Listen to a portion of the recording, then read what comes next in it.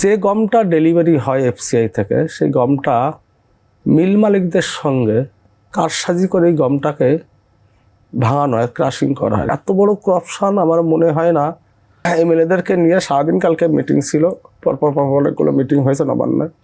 Last meeting করার পরে সম্মানীয় শুভেন্দু অধিকারী বললেন যে আপনি আপনার দপ্তরে যান, ভিজিট করে আসুন। প্রথম দপ্তরে ভিজিট করতে যেহেতু আমরা তো গ্রামের মানুষ, মফস্বল শহরের মানুষ, আমরা যে রেশন দোকানগুলো যে আটাটা দেখি না, আটাটা সত্যিকারে বলতে খাওয়ার উপযুক্ত না।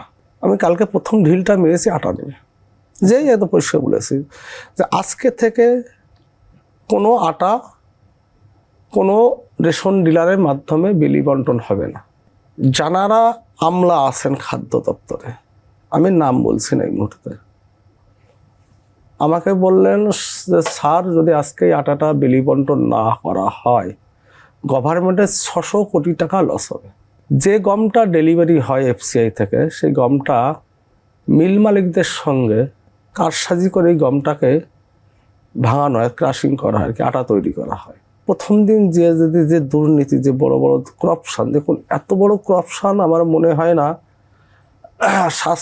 শিক্ষা দপ্তর নিয়ে আপনারা করেছেন দিনের পর দিন, রাস্তাঘাটে শিক্ষকরা, শিক্ষিত যুবক যুবতী ছেলেমেয়েরা বসে আছে, যতটা টিভির পর্দায় ফোকাস হয়েছে।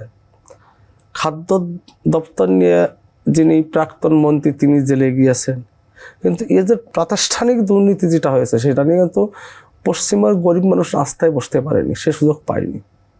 আপনি বলছেন আমাদের সামনে যতটা এসেছে ওটা হিমশৈলের চূড়া মাত্র। হিমশৈলের চূড়া মাত্র। আচ্ছা, মানে কিরকম, এটা কতটা গভীরে? আপনি এক্ষুনি ওই ক্রাশিং যেখানে হয় সেটার কথা বললেন, রাইস মিল মালিক, মানে এটা কিভাবে কাজ করে?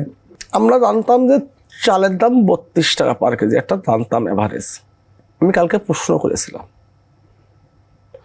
চালের গভর্নমেন্ট রেট কত। আমাকে বলা হলো 41 টাকা 67 পয়সা পার কেজি চালের দাম। 41 টাকা 67 পয়সা যে চালটা হাই কোয়ালিটি না হোক, তার থেকে একটু নিচু কোয়ালিটির চাল, আপনি যদি রেশনে যে চালটা দেওয়া হয়, আমার মনে হয় না 22 থেকে 25 টাকা বেশি সে চালটার দাম।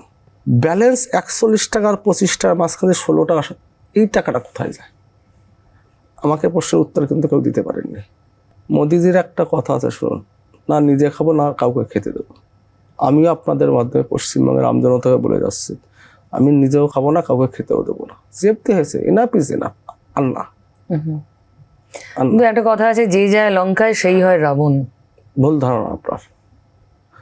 অন ক্যামেরায় বলে আছে আপনার টিভি শোতে, আপনি ডেট দিয়ে লিখে রাখুন, যদি তেমন দিন আসে এই প্রশ্নের উত্তর আপনাকে দিয়ে দেবো, মিলিয়ে নেবেন আপনি। বাংলার আওয়াজ, বাঙালির আবেগ, জি 24 ঘন্টা।